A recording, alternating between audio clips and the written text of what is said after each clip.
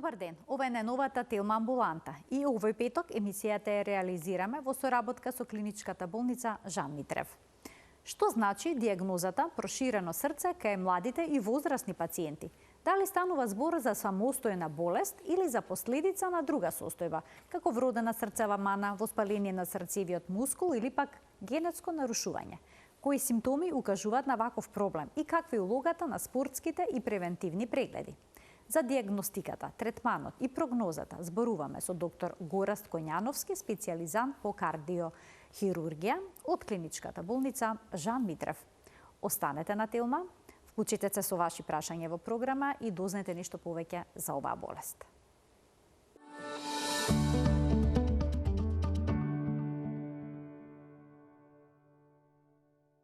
За зголеменото срце ке младите и возрастните како главна причина за ненадејна смрт. Денеска зборуваме со доктор Гораст Коњановски, специјализант по кардиохирургија во клиничката болница Жан Митрев. Докторе, добре ни дојдовте во Телма амбуланта и добар ден. Добар ден, добре ве најдов и чест и привилегија ми што сум ваш гостин во оваа емисија. Докторе, што точно значи диагнозата зголемено срце, проширено срце? Да, тоа се малце две различни работи кои почнува од една па се префрла на друга. Значи тоа е зголемено срце кога срцето е зголемено во мускулот. Значи срцевиот мускул се зголемува, причините ќе ги наведеме, а понатака во прогресијата на болеста како прогредира и прогресира, срцето станува и проширено, па доаѓаат тие и симптоми на срцева слабост. Така. Сега, што се може да доведе? Ве споменавте различни причини има кои што може да доведе до проширување, односно до зголемување најнапред на срцето. Каква е улогата на генетиката? Да започнеме од тука. Улогата на генетиката е примарна. Значи, најчеста причина, односно главен фактор и најголем процентуално број на зголемени срца е во негде од 60 до 70% е идеопатска. Што значи тоа? Значи дека е генетска причината, односно е нарушување на генот за саркомерите кои контролираат контрактилноста на срцето. Нарушувањето е нели на самиот ген, па од млада возраст, од рана возраст, дури може и од доенчиња, ако е со поголема прогресија болеста да се развие зголеменото срце, па понатака прогредира и во млади и тинеџерски години. Друга најчеста причина, други две најчести причини се оние од секундарно потекло. Ќе се задржиме уште малку на генетиката пред да преминеме на останатите причини. Доколку некој од родителите во семејството има проширено, односно зголемено срце, дали или некаква друга кардиолошка болест, дали ќе треба да се започне порано со превентивни прегледи, контролни прегледи и кај децата? Тоа е обавезно, значи бидејќи специфично тој ген изголеменото срце е автозомно доминантно пренослива болест. Тоа значи дека 50% се шансите родителот да го пренесе генот на детето. Така да кога се знае дека има во фамилијата родител со проширено срце, првиот круг на семејството обавезно мора да направи генетски скрининг. А доколку, да речеме, во семејството прв пат се забележи овој проблем кај едно од децата, дали браќата и сестрите иско така треба да се испитаат? Да, треба да се испитаат. Првиот круг сите треба да се испитаат. Генетско испитување да направат? Генетско испитување, вклучително и родителите. Бидејќи на почеток може да нема експресија болеста, но во подоцнешните стадиуми и родителите да ги добијат тие симптоми. Значи тоа не е само рутинска тоа е рутинска препорака, не се дава само во одредени случаи? Кога се работи за изолиран ген од типот на овој хипертрофична кардиомиопатија, во тој случај треба да се направи генетско испитување за првиот ред од семејството. Така, за да се види кој се го е носител на тој ген. А понатака, да, кардиолошките контроли сепак треба да продолжат, но препораките се првично да се види тоа генетски, за да се следи со време. Зошто? Бидејќи долго време болеста знае да остане асимптоматска. Да не даде никакви знаци. А кога станува збор за вирусните инфекции, и тие исто така може да доведат до ваков проблем. Да започнеме со младите. Како срцето на младите реагира?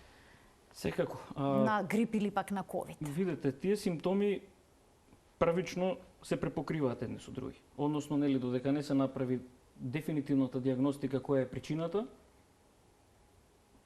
симптомите се исти. Односно, се развива една слабост, истоштеност, забрзано дишење, замор, пред се, замор и неможност за извршување на секојдневните активности.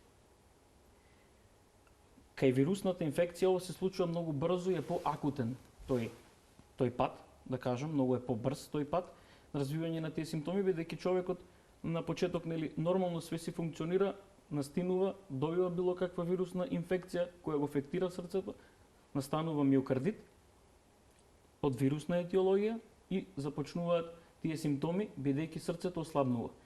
Ние што викаме ежекционата фракција на срцето ослабнува, пумпната снага ослабнува и едноставно се чувствуваат тие симптоми на срцева слабост. А кај другиот тип, да речем зголеменото срце, на почеток останува долго време, може да останат асимптоматски и симптомите ги добиват тек во момент кога ќе се зголеми до доволна мера тој мускул внатре во срцето, ние што викаме преградата, нели, септумот, и ќе се исполни комората со мускулна маса, ќе се намали волуменот на крв кој нели претходно е нормален и немаме доволно крв која испумпува од срцето према органите, телото и примерно мозокот, затоа ги добиваат и тие симптоми на нели на вртоглавици, на губење на свест и така натаму. Така, главен симптом е всушност замор. Е се како да се направи разлика помеѓу обичен замор и замор кој што е последица на некаков проблем со срцето? Тука е диагностиката. Значи тука веќе започнува диагностиката, а пациентот се јавува со некаков проблем и наше е на тимот да диагностицираме зашто станува збор, односно да се најде причината. Значи при таков премор секогаш треба да се јави пациентот на лекар или пак како родителот забележи дека детето го губи здивот при игра, уморно е, има бледило. Да, тоа е неспецифичен. Попрележана вирусна инфекција. Да, треба тоа да е биде неспецифичен замор. Тоа не е замор на долга оптовареност, да кажам, него тоа е еден специфичен замор на краток здив, на неможност да се изврши она што претходно се вршело. Да речеме, ако детето слободно си играло, трчало, нели, без прекин и 10 и 15 и пола час, сега тоа не може да го направи ни малку. Од друга страна се гледа и на самата лицева експресија, односно детето е бледо. Детето е бледо и како друг симптом кој доста често се јавува се тие палпитации, односно може да почувствува тремор, граден тремор, може да почувствува градно стегање, односно граден дискомфорт. Градната болка секогаш е поврзана со некој проблем со срцето или не мора тоа да значи? Не, но мора прво да се исклучи дека е од срцева етиологија. А губењето свест кај младите? Не. Се поврзува исто со кардиоваскуларен проблем или? Мора прво да се исклучи кардиоваскуларен проблем за губењето на свест, односно тука може да се аритмиите причина, може да е самата оваа болест хипертрофичната кардиомиопатија, бидејќи како што кажав нема доволен дотур на крв во мозокот, а кроз патот може да се причина и каротидните артерии кои го снабдуваат мозокот со крв. А дали анемијата или пак проблемите со тироидната жлезда може да доведат до привремено зголемување на срцето? Па не би рекол. Не би рекол до привремено зголемување на срцето, може да доведе до одредени симптоми на забрзан срцев ритам, може да доведат до палпитации, до аритмии, до други нарушувања, но директно да влијае на зголемувањето на срцето, односно хипертрофијата, не. А што е со современиот начин на живот? Дали е тој ризик за зголемување на срцето, например сидечки, животен стил, потоа нездрава исхрана која што води кон дебелина, покачен крвен притисок и слично. Дали тоа може да го оштети срцето и да доведе до негово зголемување и проширување? Пред кратко ни рековме дека ќе кажеме и другите две најчести причини за хипертрофичната кардиомиопатија, односно зголемување на срцето. Една од нив е аортната стеноза, значи кога е аортната валвула стенозирана, со тек на време доаѓа до хипертрофија на срцевиот мускул како резултат на тоа што срцето се бори нели, да добие повеќе, да собере повеќе енергија, вака кажано, за да може да ја испумпа таа крв. И другата причина е долгогодишната хипертензивна болест. Значи, тие што се хипертоничари, а најопасно се оние кои живеат со притисок од 150-160 милиметри живин столб од систола и кои викаат дека не име, нели, ништо. Да, како не го чувствуваат тој притисок, со тек на време и со тек на годините доаѓа до ремоделирање на срцевиот мускул и до оштетување со тоа што се зголемува срцевиот мускул. Дали кај адолесцентите, кај младите се забележува покачен крвен притисок? Може ли кај нив ова да биде причина за проблеми со срцето? Не би рекол, значи ова е кај луѓето, односно кај пациентите во поодмината возраст, односно возрастните пациенти, додека кај младите, кај адолесцентите и другите, нели, пациенти кои се со помала возраст, примарна причина е генетиката. Како почесто се забележува Кај зголемено срце? Кај возрастните тоа има една драстична разлика. Кај возрастните 1 на 500 се забележува во последните истражувања студии, додека кај помладата популација е 1 на 200.000. И ги вклучим и гледачите од овој момент. Почитувани, емисијата е контактна, слободно можете да поставите прашање кое што се однесува на проблемот со срцето, кое што понекогаш доведува и до ненадејна смрт. Понекогаш можеме да слушнеме дека здрав човек кој што немал никаков проблем, ненадејно починал. Дури им се случува тоа и на спортисти. Поврзано ли е токму со недиагностицирана промена на срцевиот мускул, односно поради неговото зголемување? Доколку се установи дека е од срцева причина, директно е поврзано. Значи, хипертрофичната кардиомиопатија е најчеста причина за ненадејна смрт кај доенчиња, млади, адолесценти, тинеџери, па дури и возрастни луѓе. Односно малигната аритмија, која се јавува. Што значи тоа малигна аритмија? Значи вака, како се зголемува срцето, односно срцевиот мускул, тоа се клетки. Тие клетки немат можност за делба. Значи миоцитите, клетките на мускулот на срцето немат можност за делба. Него тие се зголемуваат. Покрај тоа што но покрај тоа, иако тие се зголемуваат, васкуларноста, односно васкуларитетот, прокрвареноста на срцевиот мускул не се зголемува право пропорционално со самите миоцити, со самиот мускул.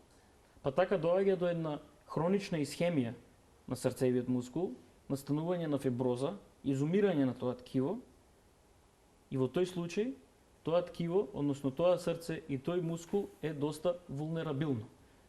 Па во така се јавува таа вентрикуларна фибрилација, која ние викаме малигна аритмија и која води до ненадејна смрт. Имаме гледачи, ќе им дадеме предност, ќе ги слушнеме нивните прашања. Добар ден. Добар ден.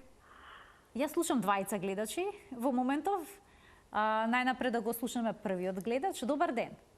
Добар ден. Повелете, во програма сте. Вака, едно прашање. Значи, јас сум со ежекциона фракција 38% и функционирам нормално. Значи, се движам, немам задишување никакво, пијам апчињата Entresto и Jardiance, сигурно е запознан доктор, со Entresto и Jardiance, и останатите што ги пратат овие. Но имам некое пецкање по телото некогаш, дали тоа е периферниот нервниот систем, како да го речам, или е нешто друго. Иначе да речам, во движење не се задишувам, иако по скалите кај мене се качувам без проблеми никакви. И тоа не смем да го правам, али имам скали, морам да се качам, тоа е. Нарамно немам проблем никако, значи апчињата се погодени добро, само што пецкањето се јавува по телото некои периоди, чешање, пецкање и така. Така, да немате, докторе, што некои прашања или тоа би било се? Па вака не ми звучи дека е директно поврзано, нели, директно поврзано со срцето, но сепак некое што чешкање и пецкање може да биде дел од тие палпитации, нели, доколку не се објасне адекватно како е. Предлог е секако кога и да има такви работи да се јави на кардиолог и треба да се направи и барем едно 24 часовен EKG холтер за да се види ритамот на срцето, односно дали има прескоци, дали има аритмија, кој може да јави чувство на пецкање. Ке слушнеме уште едно прашање од гледач. Добар ден. Добар ден. Во програма сте, повелете. Вака, јас од дете многу сакав спорт. И се занимавав и во школски денови, осмолитка, бев ракометар, потоа велосипед возев во Црничето, а возно нагоре надоле, роши возев, ама се живо. Кога спија сите поручеки, јас играв баскет сама. Кога бев на преглед, нели на спортски преглед, ме снима, ми најдоа за плуќата, ми најдоа вика ово срце е преголемо, вика ова е големо, преголемо и за машко, а не па за девојче. И ми правеа преглед, значи сите прегледи тие физички, па како не се замарам, ништо не ми е. И потоа не му се веруваше на докторот, дека може такво срце да не е грешка, нешто, и ме пратија голема на снимка да направам и гледа, вика вистина е така. И пак ме прегледуваше во одмарање, во нели сите оние спортски активности го слушаше срцето. Вика нема ништо и јас се уплашив и отидов, вика ме уплаши, треба контрола да правам. Појдов кај други од докторите која рече да му кажа сите спортови што ги се бавев. Така. Рече добро, тоа е спортско срце, иначе е опасно проширено. Сега, живеев така се добро до 57 години, кога добив 2 вирусни заболувања, пред тоа многу сум била отпорна на грипови. Од тие 2 вирусни заболувања изгледа ми удри на срце. И ама инај бев не одев на лекар, осеќав некои проблеми. И ќе сум умрела, среќах што маш ми, ја викам викни такси, јас иначе се умрав многу, почнав. И ќе сум можела да умрам тоа, за не дојде брза помош се. И сега, значи, имам кардиомиопатија, хоп, диабет, висок притисок имав, сега немам. Тоа го ставивте под контрола, така? Да, и саме интересира, дали е причина нешто тоа што сум имала спортско срце проширено во младоста, па да добијам ова, или не знам што. Така, ова ви е навистина едно интересно прашање. Јас се надевам дека ќе бидете и сте сега во добро здравје. Ви благодарам за вклучувањето во програма. Докторе, што можете да кажете во однос на спортското срце? И дали тоа може да доведе до некаков проблем? Значи, Како се прави дистинкција? Што е спортско срце, што е проширено срце? Помеѓу хипертрофичната кардиомиопатија и зголеменото срце, иако некој знае да се помеша, односно спортското срце, се извинувам, има јасна дистинкција, но за нештото да може да се потврди што е и како е, мора да се направат кардиолошки контроли, а не да се избегнуваат. Има неколку параметри медицински, нели, кои ја прават таа дистинкција и разлика. Прво и основно, срцевиот мускул кај спортското срце не е енормно зголемен.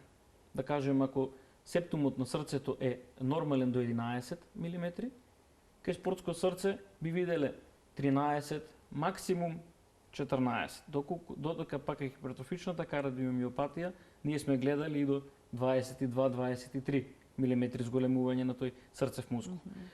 Друго, физичката активност кај спортското срце не е скратена, односно не е намалена, бидејќи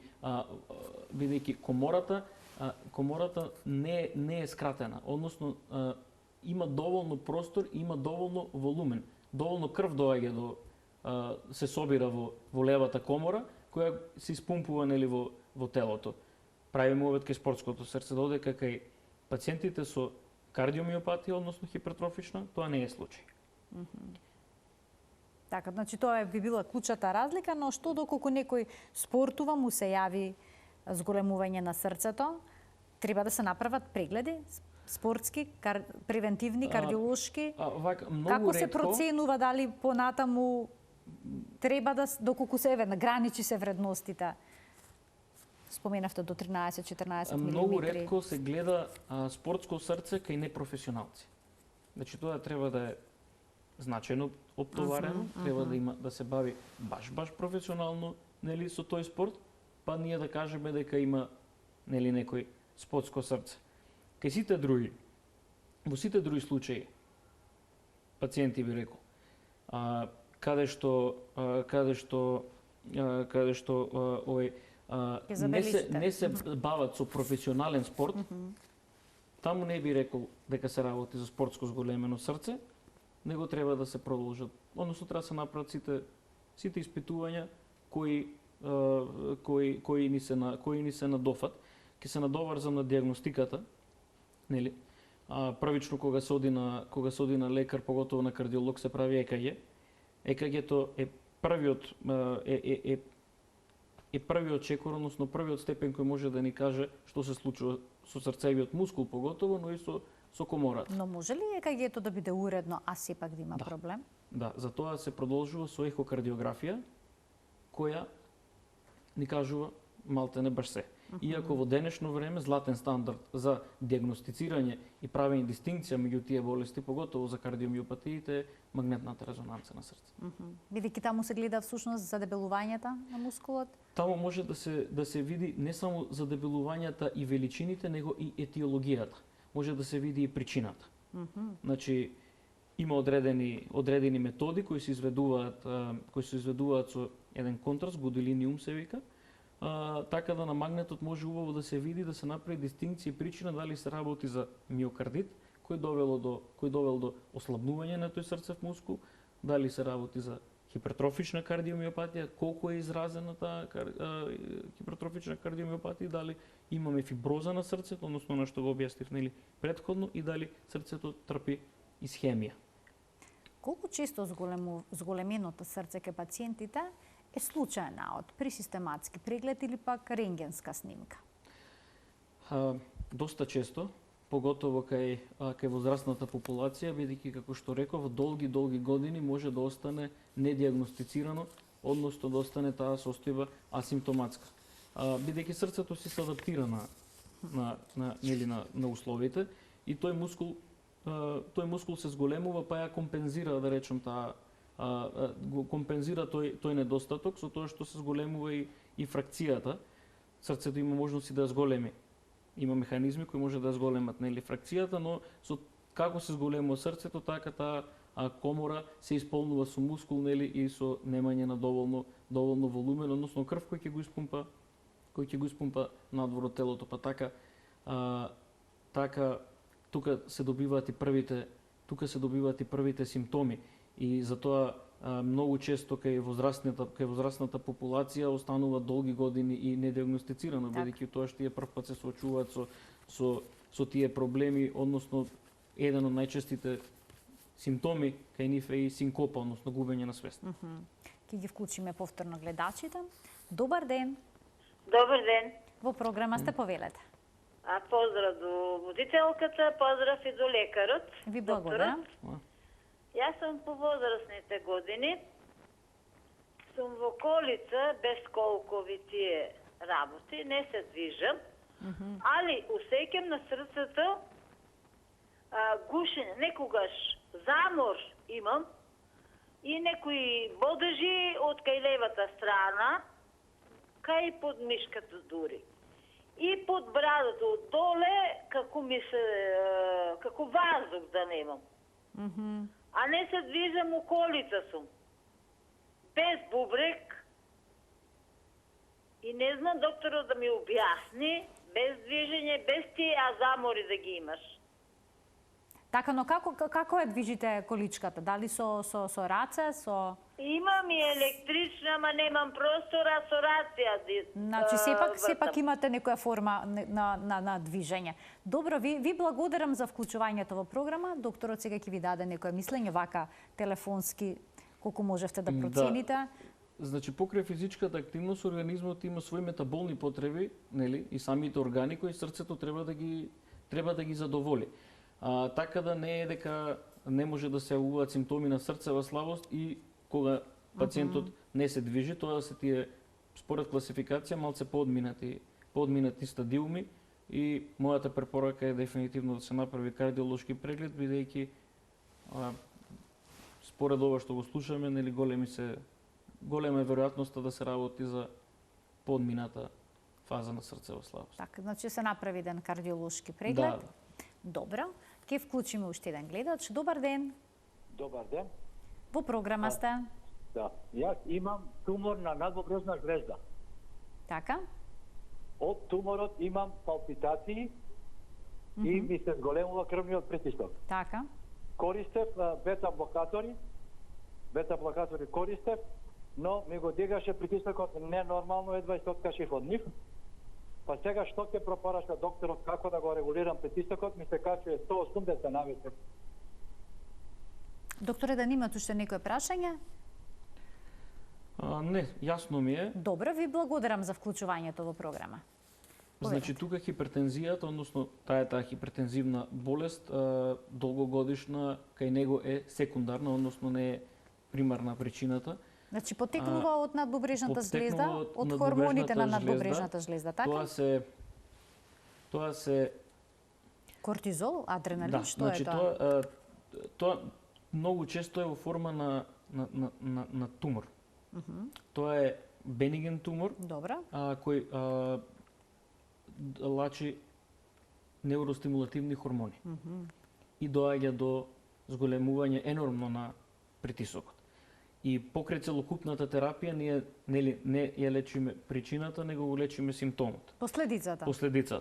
Така да мислам дека треба да се обрне за ова сериозно внимание и да се види што може да се направи директно на тоа поле. Може би и со хирургија да се отстрани туморот? Да, сепак треба да се диагностицира.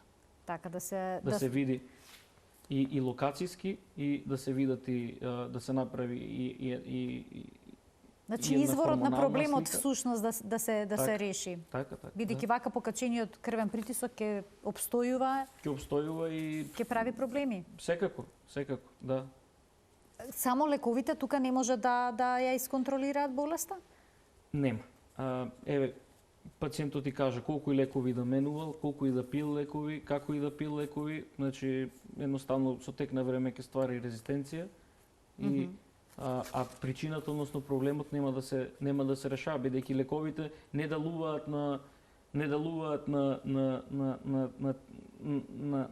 тие хормони кои ги лачи, нели, надбобрежната жлезда. Така. Кога ќе се издиагностицира зголемено срце? Кај младите. Кај нив дали постои шанса проблемот да се врати во нормала доколку се земаат одредени лекови, односно срцето да ја добие првобитната големина? Дали е реверзибилен проблемот? Дали е реверзибилна болеста кај нив? Вака, значи допред одредено време тоа не беше случај. Односно целокупната терапија која се започнува кај овие пациенти е симптоматска терапија. Односно да може да се извршуваат нормалните физички и дневни активности. Но во последните, мислам дека од прилика 2 години, веќе има еден нов лек кој е влезен во клинички испитувања во висок стадиум. Тоа е инхибитор на миозин, така се вика. Кај нас се уште го нема, се уште е во испитување. Ние пред од прилика 7-8 месеци имавме симпозиум за срцева слабост, тука организиран кај нас, и баш се презентираа и првичните резултати кои се доста обеќавачки и ветувачки. Така да ќе оставиме на времето да почекаме да види што може да се направи, нели, и како ќе реагираат на тој лек. Иначе до сега без тој лек само се намалува прогресијата, нели, со целокупната претходна терапија, се успорува прогресијата на болеста и се подобрува едноставно квалитетот на животот, се до оној момент додека веќе ќе треба да се оперативно реагира. Дали овие нови третмани имаат ефект само кај младите или пак и кај возрастните може да дадат подобрување, односно намалување на големината на срцевиот мускул? Се испитува на секоја возраст, бидејќи кај повозрастните главната причина доаѓа кога ќе дојде до излезниот тракт на срцето под аортната валвула, стеснувањето. Тука нели хирургијата зема замав и тука настапува и хирургијата на сцена. Али сепак се испитува, значи како што реков, и на таа возраст и на помала возраст, така да и во двете групи сега за сега, како што беше представено, има ветувачки резултати. Но да оставиме да видиме како ќе завршат тие клинички студии. Така, сегашната терапија што се прима ке пациентите, дали треба да биде доживотна? Да. Таа е доживотна терапија. Не може да се прекине доколку се забележи подобрување или... Не, бидејќи, како што кажав, мускулот при примање на конзервативна терапија, од она дене што ја имаме, не се враќа во она нели нормала, за да може правобитна состојба, за да може пациентот без таа терапија да функционира и да живее. Но ќе видиме сега, значи после оперативниот третман сме забележале враќање на нормал. И тоа е доста интересно и тоа ние ќе го дообработуваме понатака, бидејќи тоа е и она што го работиме и заедно во клиниката. Тоа начелно треба да биде и мој докторски труд. Баш околу оваа состојба. Кажете ми кога како кардиохирург одлучувате дека е потребна хирургија кај пациентот со оваа болест? До кога лекови? Кога веќе треба се пристапи кон оперативно решение? Веќе нема да ги покријат симптомите, односно кога пациентите и покрај целокупното примање на целата терапија продолжува да ги чувствува истите симптоми и не се подобрува квалитетот на животот и доаѓа до аритмии, до палпитации, до губење на свест, тогаш по направената дијагностика, доколку видиме јасна прогресија на болеста и оправдана хируршка причина, во тој случај интервенираме хируршки. Сложена ли е таа операција, на отворено срце ли се изведува? Како изгледа? Има неколку начини и пристапи, но според резултатите кои се добиваат, значи може да биде интервентна, се вика со алкохолна аблација на септумот на срцевиот мускул. И со тоа техника треба да се добие ослободување на тој дел. Но резултатите не се баш ветувачки и одлични за пациентите и таа симптоматологија за брзо знае нели да се врати. Додека пак при хируршкиот третман проблемот се решава многу подобро и појасно. Препораките и она што најчесто се прави, да кажам, во светот, е миектомија на септумот, тоа значи отстранување на дел од мускулот на срцевата преграда, за нели тоа што кажав естествено да може да се ослободи и реконструкција на митралната валвула. Но од пред одредено време, поврзано со темата за која кажав дека работиме во нашата клиника, ние започнавме со еден нов пристап, односно да го бараме проблемот во друг дел.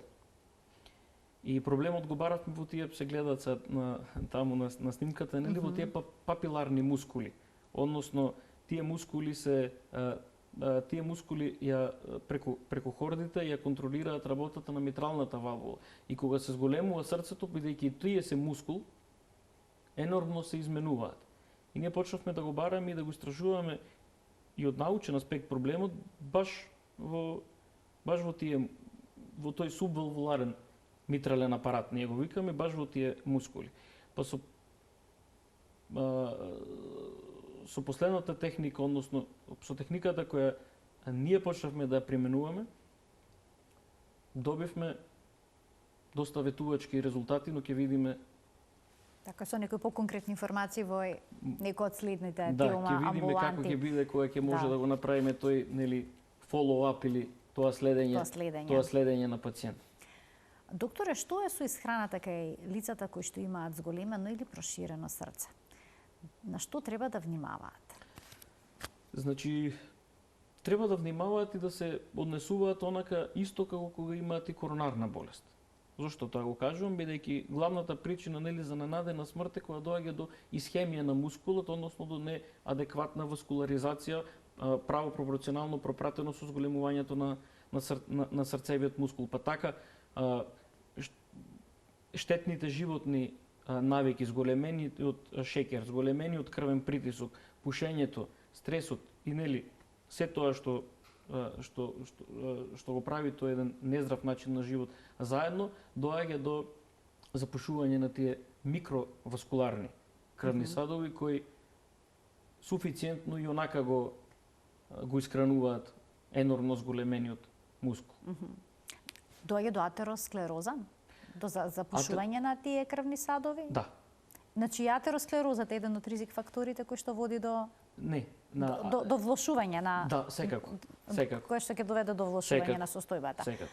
Сега пациентите со оваа болест понекогаш се советуваат да не земаат премногу солена храна. Некои сосем исклучуваат сол.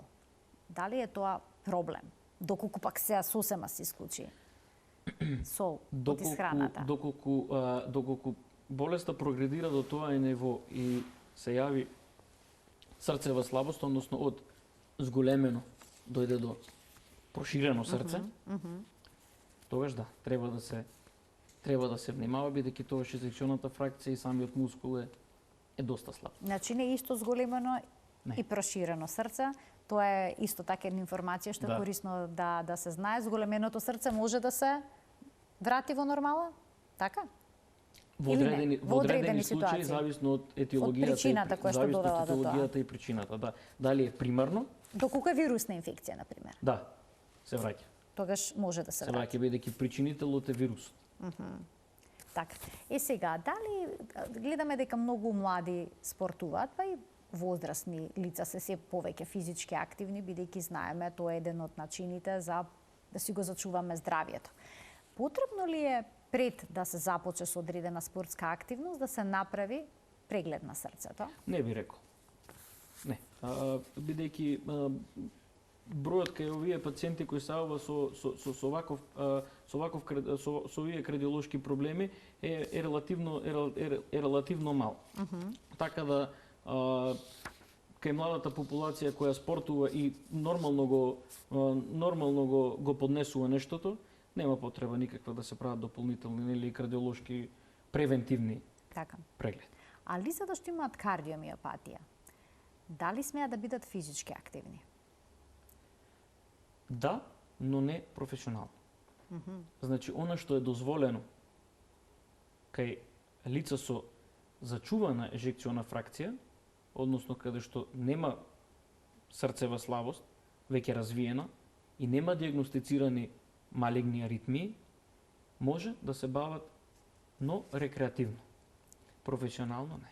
А има ли некои спортови сепак што се поризични за лица со кардиомиопатија? Па би рекол сите спортови кои бараат голем залогај. Односно кои бараат големо залагање, кои доста доаѓа до оптеретување на самиот организам, на срцето. Така, но пешачењето, претпоставам дека се препорачува. Секако. Значи тоа е рекреација веќе. Пливање? Може. Возење велосипед?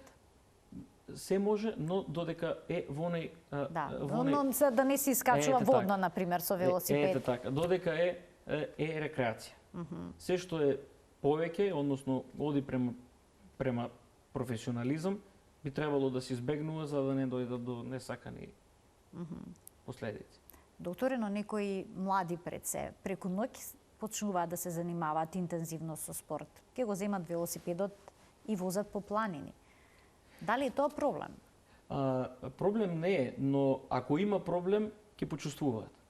Ако почувствуваат проблем, тогаш треба да се направи испитувањето. Иначе проблем секако дека не е. Но секако дека ќе се почувствува проблем доколку имаат болест за која денес ние зборуваме. Споменавме дека често пати зголеменото срце е случаен наод, понекогаш се забележува и на рентгенска снимка. Може ли тоа да биде погрешно интерпретирано, например на рентгенска снимка да се види зголемено срце поради аголот на кој што е направена снимката, во реалност тоа да не е така? Или тоа е ретко? Може, затоа сепак диагнозата се поставува исклучиво со ехокардиографија. Така, ехокардиографијата е златниот стандард, а магнетната резонанца на срце веќе ја потврдува на најубав начин диагнозата. Оние кои што имаат зголемено срце, а потоа ќе им се јави и проширено срце, колку често ќе треба да прават контроли? Исто така и тоа зависи од возраста.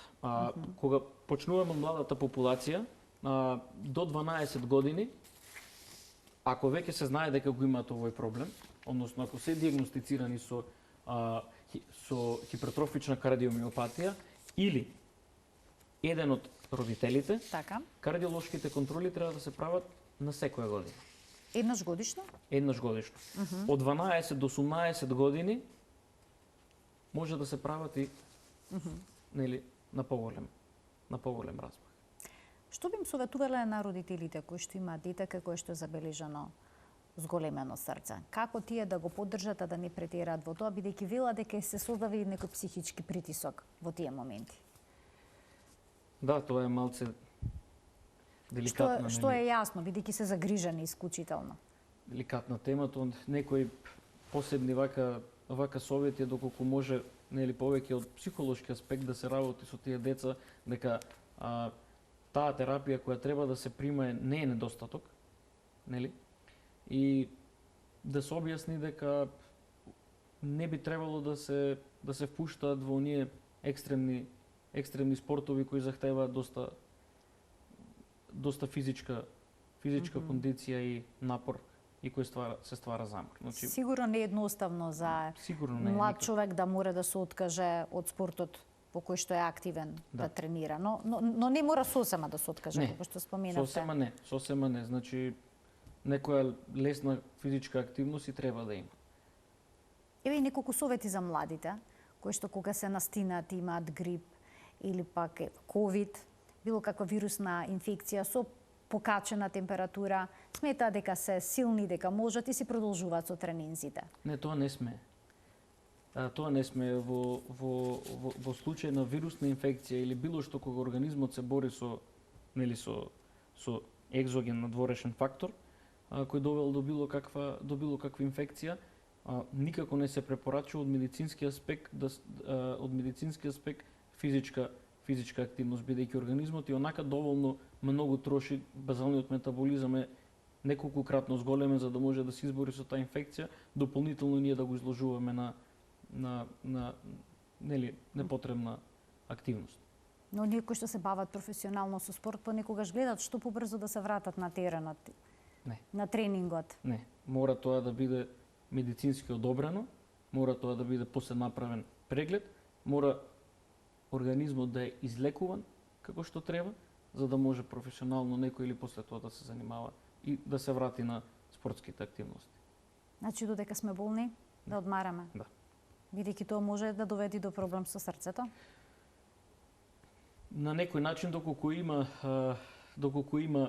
предиспозиција или некоја скриена болест, да, може.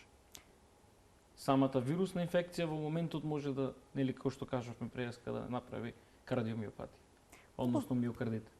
Колку често се среќавате со пациенти со ваков проблем?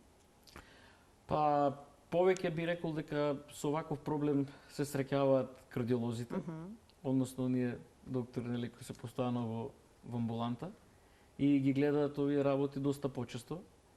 Кај некој има потреба и од хоспитализација во почетните стадиуми, но најголем дел може со терапија и